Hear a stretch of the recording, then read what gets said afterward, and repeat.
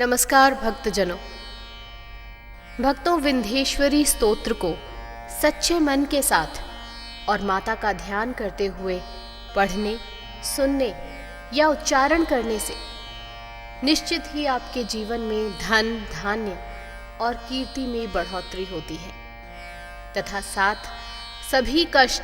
दूर हो जाते हैं। विंध्येश्वरी स्तोत्र का पाठ करने से अद्भुत लाभ है।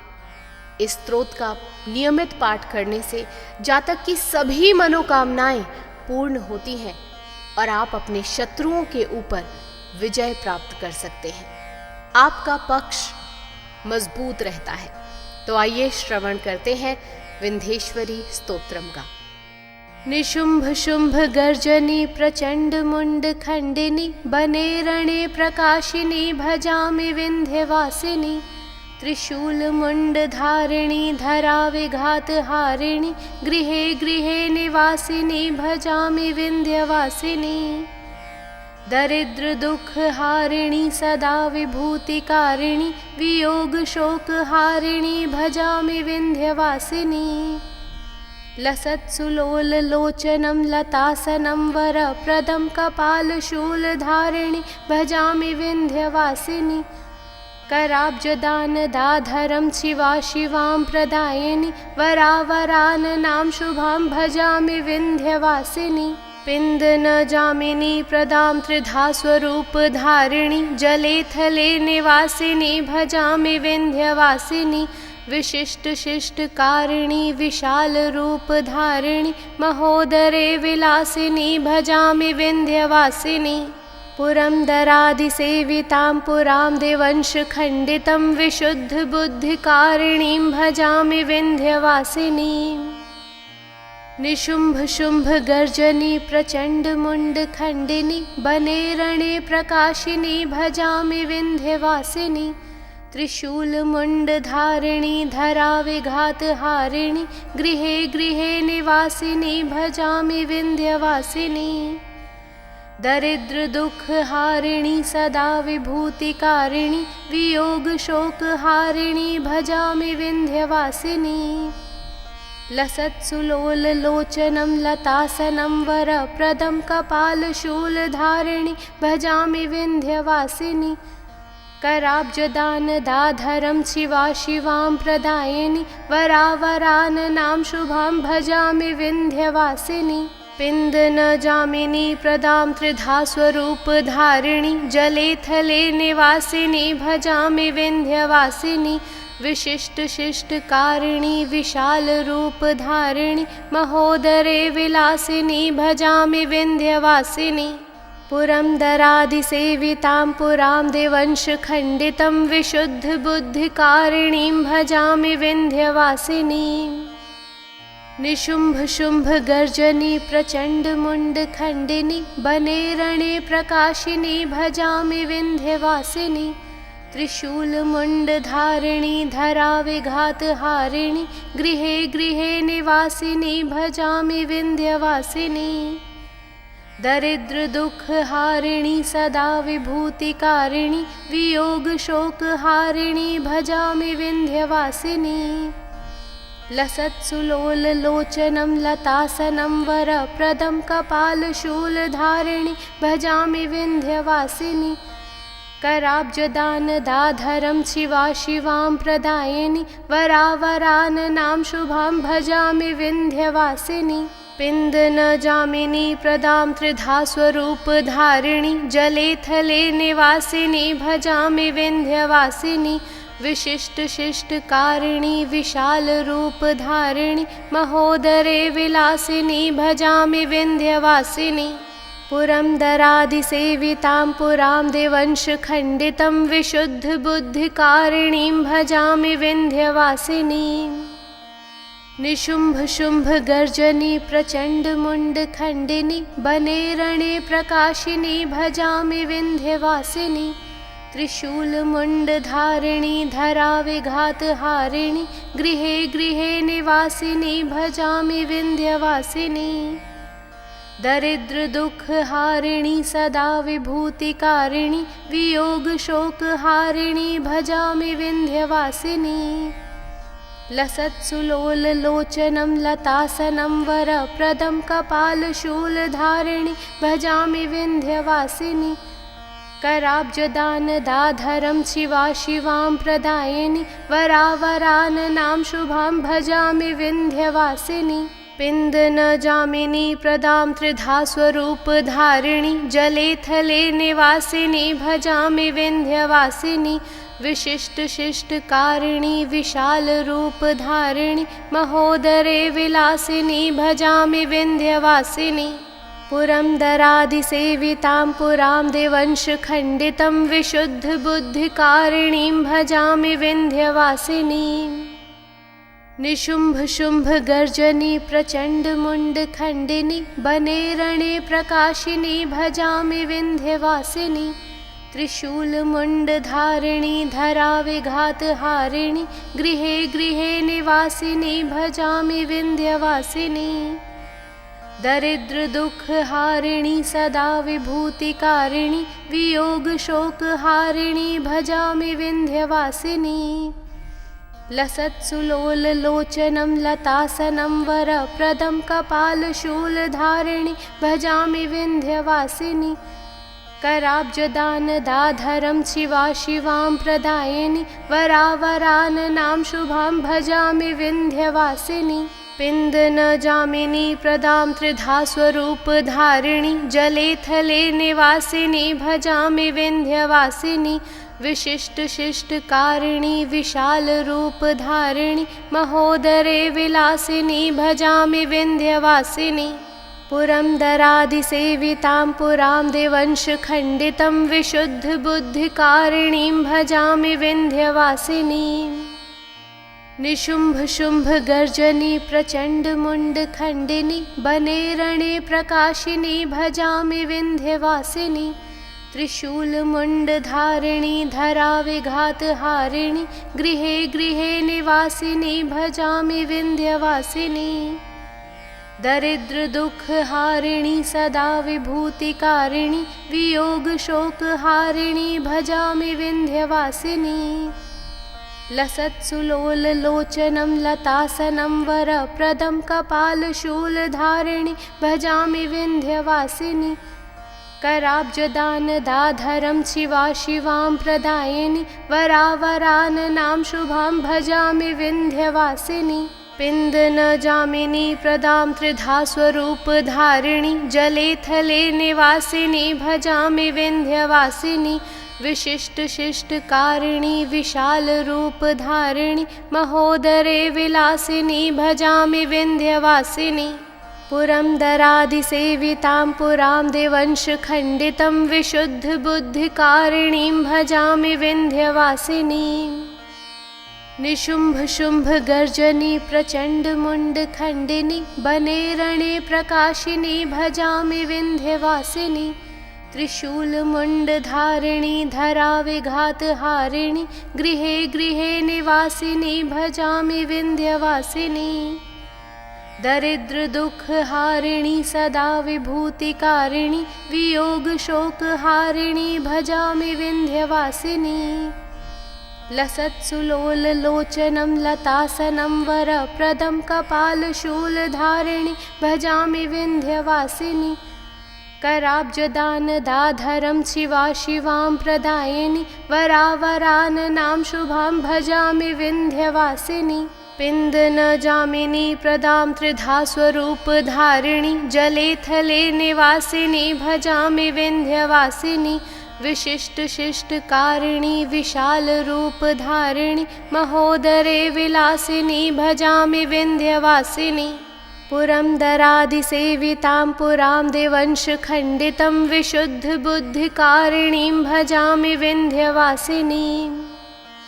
निशुम्भशुम्भगर्जनि प्रचण्डमुण्डखण्डिनि बने रणे प्रकाशिनि भजामि विन्ध्यवासिनि त्रिशूलमुण्डधारिणि धराविघातहारिणि गृहे गृहे निवासिनि भजामि विन्ध्यवासिनि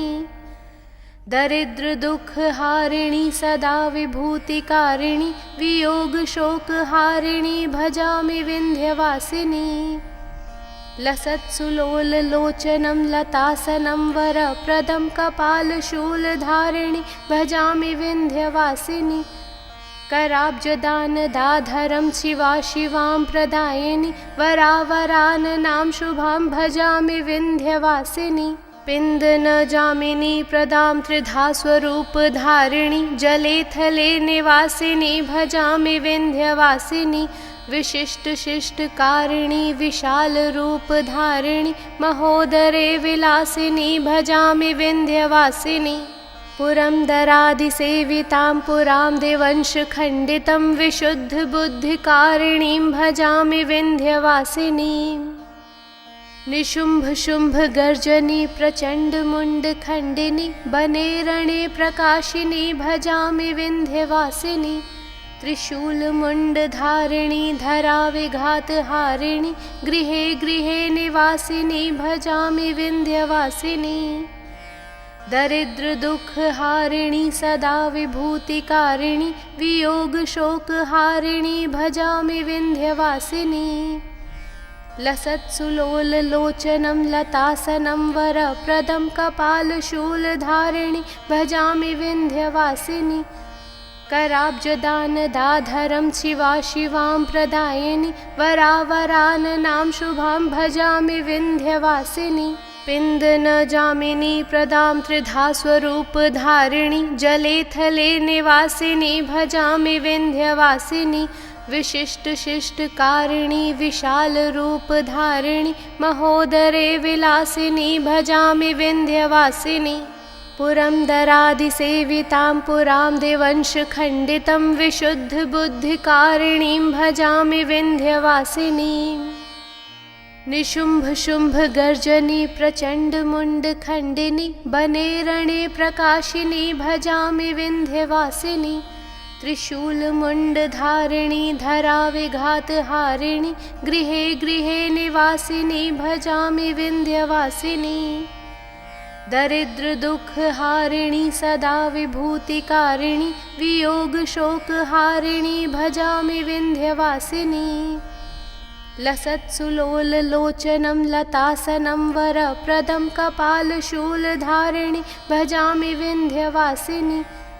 कराब्जदानदाधरं शिवां प्रदायिनि वरावराननां शुभां भजामि विन्ध्यवासिनि पिन्दनजामिनी प्रदां त्रिधा स्वरूपधारिणि जले थले निवासिनि भजामि विन्ध्यवासिनि विशिष्टशिष्टकारिणि विशालरूपधारिणि महोदरे विलासिनि भजामि विन्ध्यवासिनि पुरन्दरादिसेवितां पुरां देवंशखण्डितं विशुद्धबुद्धिकारिणीं भजामि विन्ध्यवासिनीम् निशुम्भशुम्भगर्जनि प्रचण्डमुण्डखण्डिनि बने रणे प्रकाशिनि भजामि विन्ध्यवासिनि त्रिशूलमुण्डधारिणि धराविघातहारिणि गृहे गृहे निवासिनि भजामि विन्ध्यवासिनि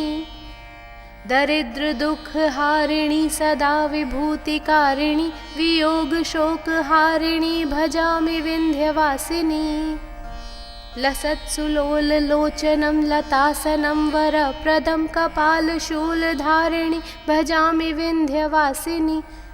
कराब्जदानदाधरं शिवां प्रदायिनि वरावराननां शुभां भजामि विन्ध्यवासिनि पिन्दनजामिनी प्रदां त्रिधा स्वरूपधारिणि जले थले निवासिनि भजामि विन्ध्यवासिनि विशिष्टशिष्टकारिणि विशालरूपधारिणि महोदरे विलासिनि भजामि विन्ध्यवासिनि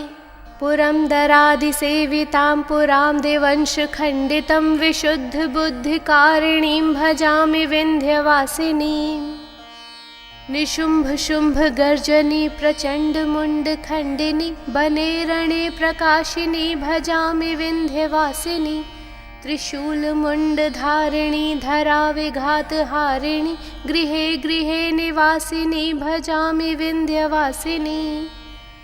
दरिद्रदुःखहारिणि सदा विभूतिकारिणि वियोगशोकहारिणि भजामि विन्ध्यवासिनि लसत्सुलोललोचनं लतासनं वरप्रदं कपालशूलधारिणि भजामि विन्ध्यवासिनि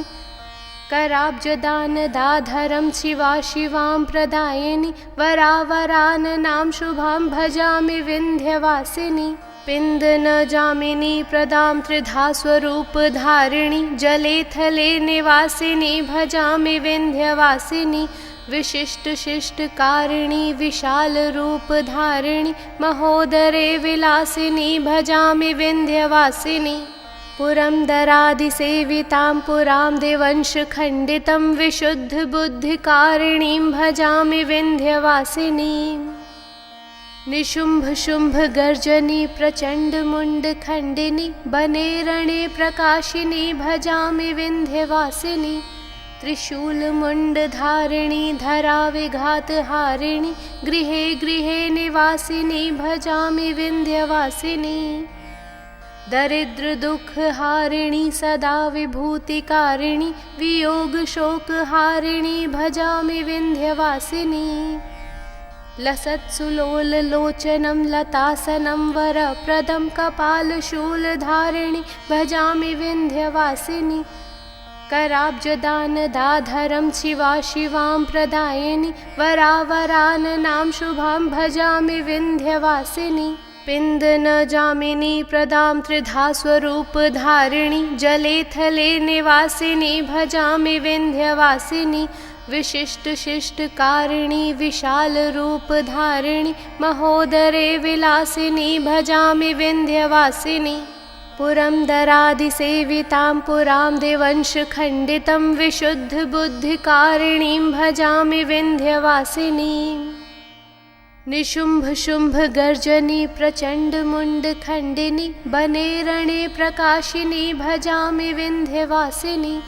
त्रिशूलमुण्डधारिणि धराविघातहारिणि गृहे गृहे निवासिनि भजामि विन्ध्यवासिनि दरिद्रदुःखहारिणि सदा विभूतिकारिणि वियोगशोकहारिणि भजामि विन्ध्यवासिनि लसत्सुलोललोचनं लतासनं वरप्रदं कपालशूलधारिणि भजामि विन्ध्यवासिनि कराब्जदानदाधरं शिवां प्रदायिनि वरावराननां शुभां भजामि विन्ध्यवासिनि पिन्दनजामिनी प्रदां त्रिधा स्वरूपधारिणि जले थले निवासिनि भजामि विन्ध्यवासिनि विशिष्टशिष्टकारिणि विशालरूपधारिणि महोदरे विलासिनि भजामि विन्ध्यवासिनि पुरन्दरादिसेवितां पुरां देवंशखण्डितं विशुद्धबुद्धिकारिणीं भजामि विन्ध्यवासिनीम्। भक्तों, इस स्तोत्र के पाठ से व्यक्ति के आत्मविश्वास में वृद्धि होती है और आपको सभी कार्यों में सफलता प्राप्त होती है। इस स्तोत्र का पाठ करने से जीवन में बुरी तथा नकारात्मक शक्तियों से छुटकारा मिल जाता है। साथ ही सभी बुरी शक्तियां आपके परिवार से दूर रहती हैं। इसका पाठ करने से आर्थिक लाभ की प्राप्ति होती है। ऐसी भी मान्यता है कि विंध्येश्वरी स्तोत्र का नियमित पाठ कर व्यक्ति अपनी खोई हुई सुख संपत्ति, सम्मान और ऐश्वर्य वापस प्राप्त कर सकता है। इसका पाठ करने के लिए सबसे पहले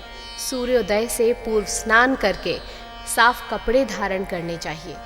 एक लकड़ी की चौकी पर लाल रंग का कपड़ा बिछा लें। उसके बाद आप उस पर माँ की तस्वीर रखें।